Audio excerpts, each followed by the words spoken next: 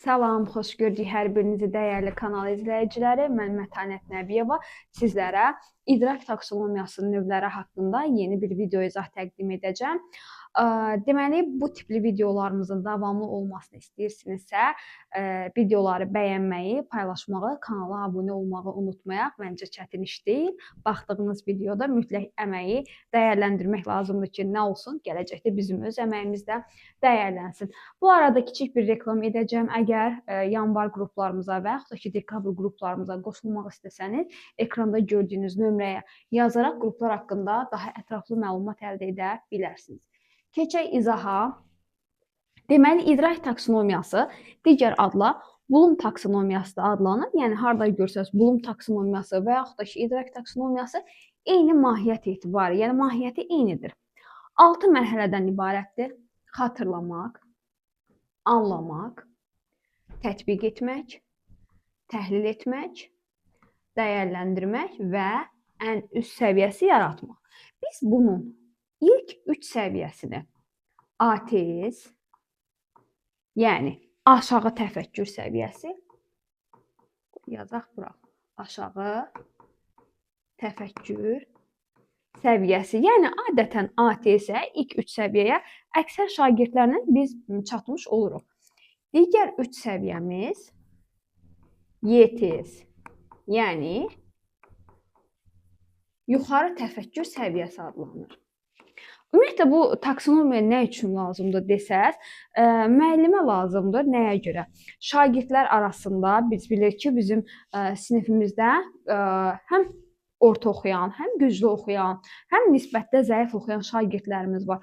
Onlara yanaşmaqda, suallar hazırlamaqda, tapşırıqlar hazırlamaqda taksonomiyanın bizdə, belə deyim də, əsas rolu var, mühüm rolu var və bu ona xidmət edir ki, mühüm tapşırıqları, yəni mən xatırlamaq mərhələsinə aid tapşırıqlar, anlamaq mərhələsinə aid tapşırıqlar, tətbiq etmək mərhələsinə aid tapşırıqlar, testlərə, suallara salmaqla şagirdlərimi neyləmiş oluram? Qiymətləndirmiş oluram. Məsələn, tutalım ki, bu 6 səviyyədə tapşırıqlar hazırlayıram ki, yaratmaq, dəyərləndirmək, daha yaxşı oxuyan şagirdlərimiz ona cavab verə bilirlər, düzdürmü?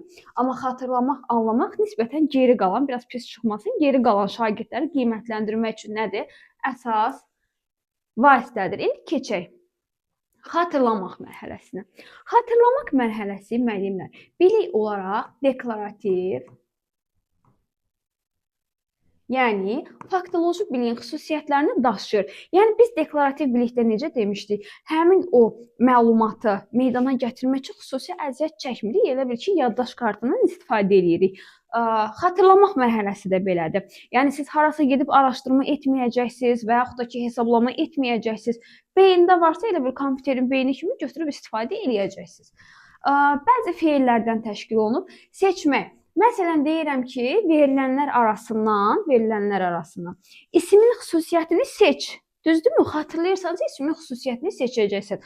Və yaxud da ki, deyirəm ki, verilənlər arasından 1-ci və 2-ci Qarabağ müharibəsinin hərbi əməliyyatlarını seç. Sən onu xatırlayacaqsan və seçmiş olacaqsan.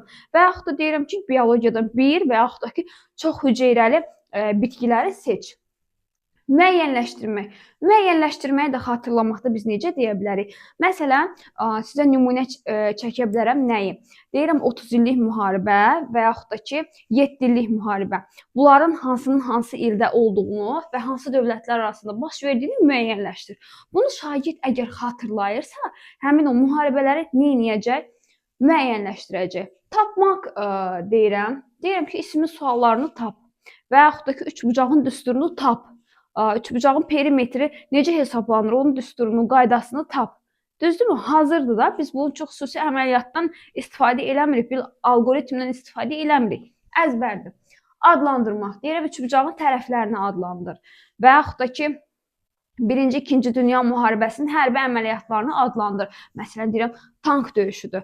1-ci Dünya müharibəsində hansı döyüş tank döyüşüdür, 2-ci Dünya müharibəsində hansı döyüş tank döyüşüdür. Bunları yəni adlandırmış olur. Tanımaq. Deyirəm ki, məsələn, sıra saylarını tanıyır və yaxud da ki, mürəkkəb isimləri tanıyır. Bax, bu şəkildə qeyd edə bilərik. Yada salmaqda deyirəm ki, şeiri yada salır və yaxud da ki, daş dövrünün xüsusiyyətlərini yada salır və yaxud da deyirəm ki, nə deyə bilərik, insan orqanizmi ilə bağlı hər hansı bir məlumatları yada salır. Tərif vermək, deyirəm ki, feili bağlamaya və yaxud da ki, feilə tərif verir. Üçbucağa tərif verir və yaxud da ki, trapesiyaya tərif verir. Sadalamaq nə deməkdir? Ən çox sadalamaq feilindən istifadə olunur xatırlamaq mərhələsində. Deyirəm ki, məsələn nəyi qeyd eləyə bilərik? Almaniyada kəndli müharibəsində baş verən hər hansı xüsusiyyətləri sadala. Orada cəngavərlərin, kəndlilərin münasibətlərini və yaxud da ki, düşündüklərini sadala. Və yaxud da nəyi qeyd edə bilərik? Deyirəm, üçbucağın xüsusiyyətlərini sadala. Bax, bu şəkildə qeyd eləyə bilərik. Təkrarlamaq, şeiri təkrarlamaq və yaxud da ki, bildiyi məlumatların üzərindən keçmək bu şəkildə qeyd eləyə bilərik. Sonra var sıralamaq feili. Sıralamaq feili də artıq burada əzbər bildiyin bir şeyləri öz fənninizə uyğun nə edə bilərsiniz? Sıralaya bilərsiniz. Xatırlamaq yenə də bilirik ki, nəyə dayanır? Yəni, xatırlamaq mərhələsi qısaca desək, əzbərə dayanır. Siz belə deyim, feilləri əzbərləməyə çalışmayın. Onsuz da əzbərləsəz də yaddan çıxıb gedəcək. Situasiyanı bir balaca diqqətli oxusanız, o situasiyaya cavab tapmış olacaqsınız. Sonra bir də taksonomiya müəllimlər zaman tələb edən bir mövzudur. Bir dərsə taksonomiya öyrənmək gözləməyin ki, mən bu izaha baxdım və yaxud da ki, qeyri başqa bir izaha baxdım, öyrəndim taksonomiyanı. Yox, digər mövzularda, məsələn, biliyi bir dərsə öyrənə bilərsiniz, digər mövzuları bir dərsə öyrənə bilərsiniz, amma taksonomiya zaman aparacaq biraz. İkinci mərhələmiz anlamaq mərhələsidir. Anlamaq mərhələsi həm prosedural biliklə işlənə bilər, həm də konseptual biliklə işlənə bilər. Anlamaq artıq xatırladığını görək, o belə deyim də, öyrəndiyinin mahiyyətini anlamısanmı, görək bu nədir, mahiyyəti nədən ibarətdir? Məsələn, deyirəm, interpretasiya etmək, nəyisə özününkiləşdirmək, öz baxış bucağından demək və yaxud da ki, deyirəm, nümunələr göstərmək, nümunə gətirmək.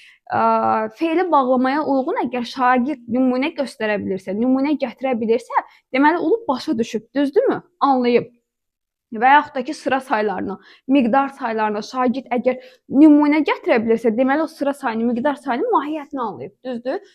Ümumiləşdirirəm. Deyirəm, dərman bitkilərini bir başlıq altında ümumiləşdir və yaxud da ki, hüquqlarım, vəzifələrim kateqoriyası altında verilənləri ümumiləşdir.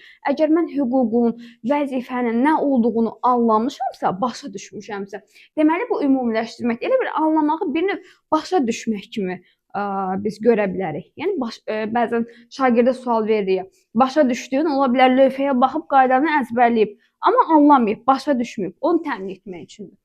Təsnif etmək, nəyisə təsnifat etmək, kateqoriyalara bölmək, bax, bunların hər biri anlamağa aiddir. Çünki hansı bilin xüsusiyyətlərini daşıdır? Konseptual bilin xüsusiyyətlərini daşıdır. Nədənsə oxuduğundan nəticə çıxarmaq. Məsələn, müəyyən bir nağıl oxumuşuq, şeir oxumuşuq, o şeirin mahiyyətinə varırıqsa, ondan nəticə çıxarmağı bacarırıqsa, bax, bu anlamaq mərhələsidir.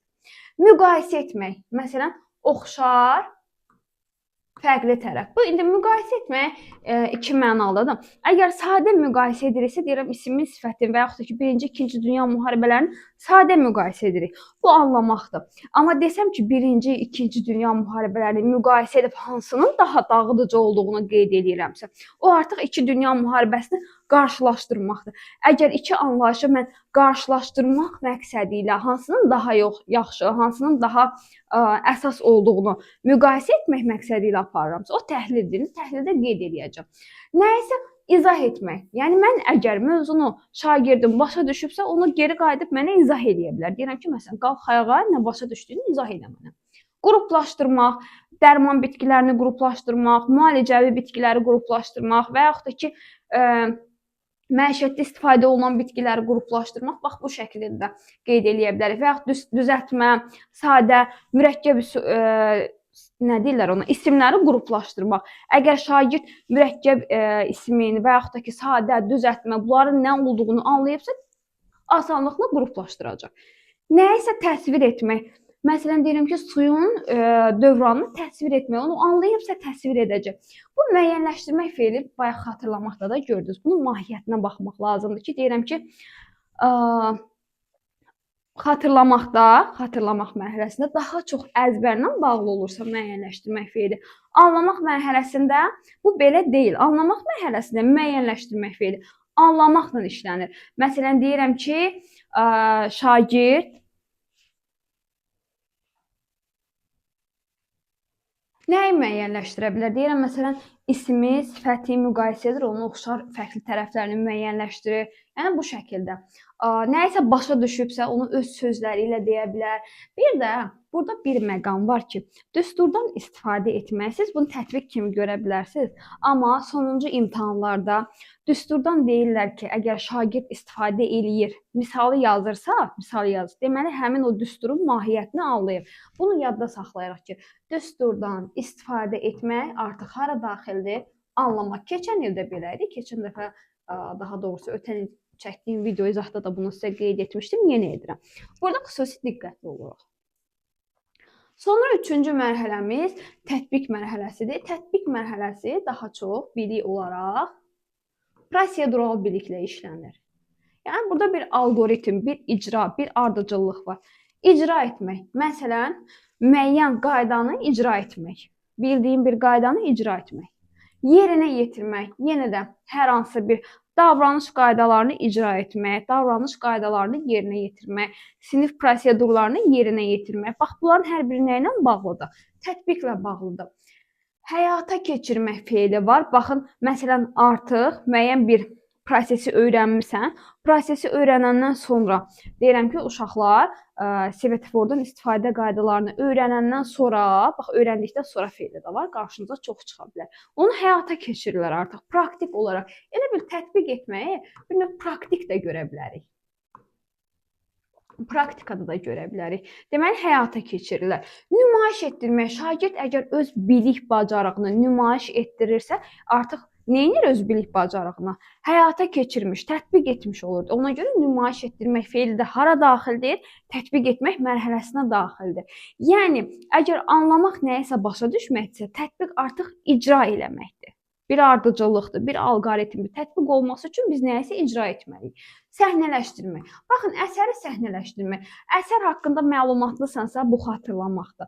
Əsərin mahiyyətini başa düşmüsənsə, anlamaqdır. Amma əsəri artıq bir rol şəklində, rollu oyunda icra eləmək, onu səhnələşdirmək, həyata keçirmək. Çünki həyata keçirdi artıq səhnələşəndə, düzdürmü? Tətbiq mərhələsində olacaq.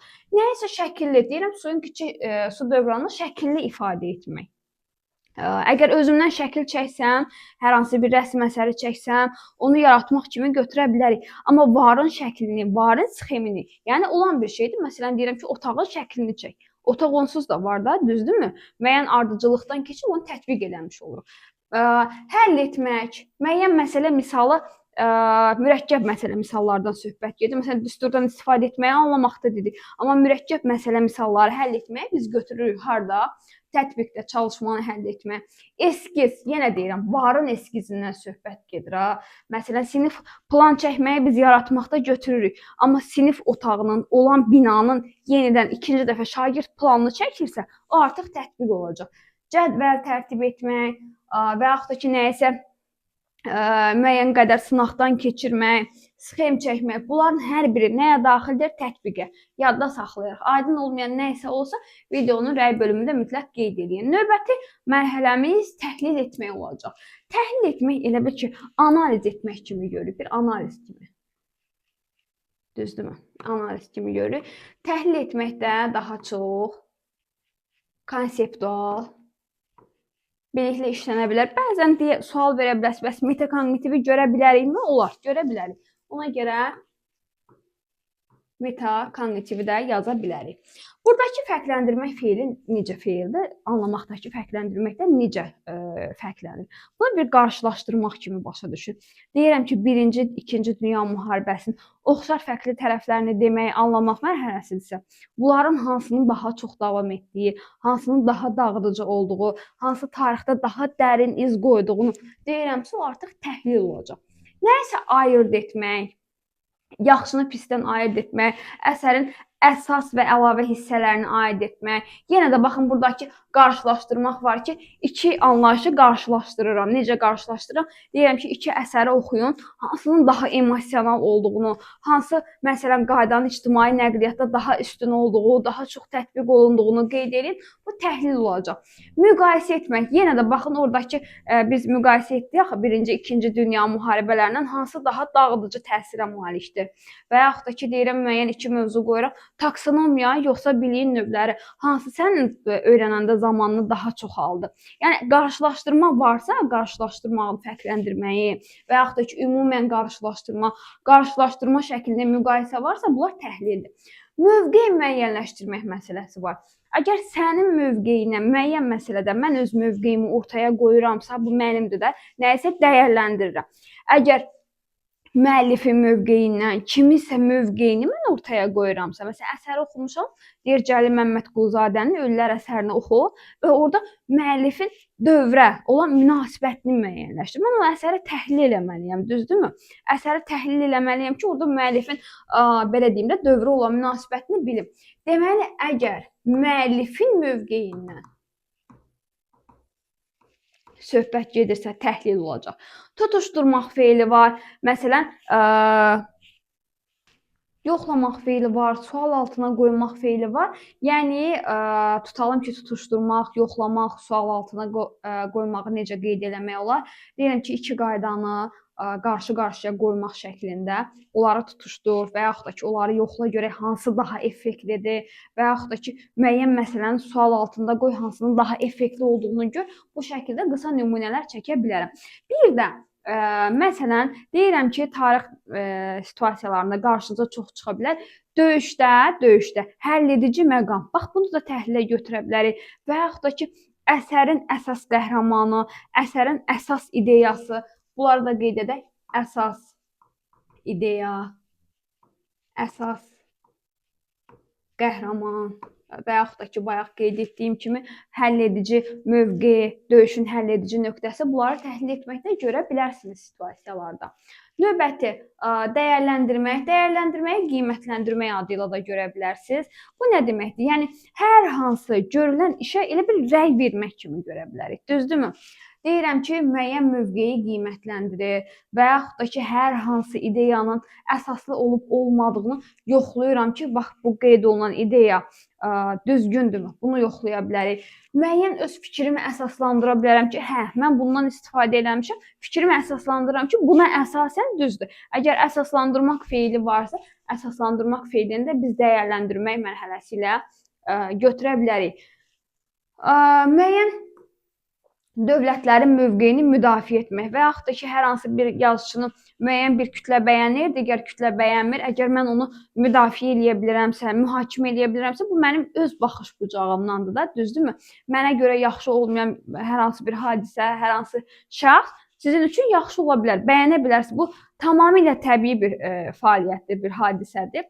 Yəni, bu dəyərləndirmə bizim öz baxış bucağımızdandır və təfəkkür olaraq tənqidi təfəkkürlə sıx işlənir. Bilik olaraq da konseptual və yenə metakognitiv biliklə işlənir. Yəni, daha çox tənqid etmək deməyək də, tənqidi düşüncə ilə sıx bağlıdır.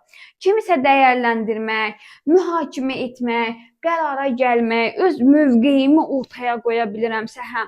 Yəni, debat görmüsünüz də və yaxud da ki, debatda iştirak eləmişsiniz, məlumatınız var. Mən əgər kimisə mühakimə edirəmsə, əlimdə sübutum olmalıdır. Mövqey qoymalıyam da ortaya. Niyə? Niyəsi olmalıdır? Hə, dururam mən, məsələn, bu müəllimi bəyənmirəm, onu pisliyim. Dəyərləndirmə o demək deyil və yaxud da ki, tənqidi düşüncə o demək deyil. Əlimdə sübutum olmalıdır, düzdürmü? Ki, nəyə görə? Və düzgün edilən tənqid də mütləq nəticə əldə edirik biz oradan. Və sonuncu mərhələmiz yaratmaq. Bilirik ki, yaradıcı təfəkkürlə bağlıdır. Konseptual, yenə də metakognitiv biliklə bağlı ola bilər. Nəyisə quraşdırmaq, öz ideyana uyğun, məsələn, otağı quraşdırmaq, təklif irəli sürmək, hər hansı bir plan irəli sürürəm ki, nəqliyyatın sıxlığını azaltmaq üçün müəyyən bir təklif irəli sürürəm. Qurmaq, yenə plan qurmaq, layihə qurmaq, buklet qurmaq, bunlar hamısı mənim öz yaradıcılıq məhsulumdur. Yenə yaratmağı da eyni qeyd eləyə bilərik. Dizayn etmək. Deyirəm ki, kitabın üz qabığını dizayn etmişik. İnkişaf etdirmək. Görürsüz, hər il iPhone-un bir modeli və yaxud da ki, kompüterin bir modelini satışa çıxarırlar. Nə edirlər? Onu inkişaf etdirirlər də. Məsələn, iPhone 17-də olan özəllik 16-da, 15-də yoxdur. Hər model irəlilədikcə inkişaf edir. Formül etməyə də demək olar və yaxud da ki, tərtib etmək. Məsələn, olmayan bir şeyi tərtib etmək. Cədvəl tərtib etməyi biz tətbiqdə baxa bilərik, amma plan tərtib etmək, müəyyən qayda tərtib etmək, o sıxlığı aradan qaldırmaq üçün yenə deyirəm ki, yəni bir plan tərtib edə bilərik. O bizim yaradıcılıq məhsulumuzdur. Detalları birləşdirmək, hər hansı bir qayda icad etmək, bunların hər biri yaratmaq mərhələsidir. Yenə deyirəm, feilləri əzbərləməyə ehtiyac yoxdur. Sadəcə situasiyaya sual vermək lazımdır. Mən bunu tətbiq edirəm, mən bunu anlayırammı və yaxud da ki, yaradırammı? Yaratmaq, yəni nəyisə özün sıfırdan yaradırsan. Yəni hardansa baxıb copy-paste elədik və yaxud da ki, nə bilim plagiat bir şeylər yaratmaq olmur. Özün sıfırdan yaratmalısan, öz məhsulun olmalıdır. Bunun təkrarı hər hansı bir hissədə ola bilməz. Ümumi izahımız bu qədər. Yəni qısa da olsa başa salmağa çalışdım. Ümid edirəm ki, faydalı olar.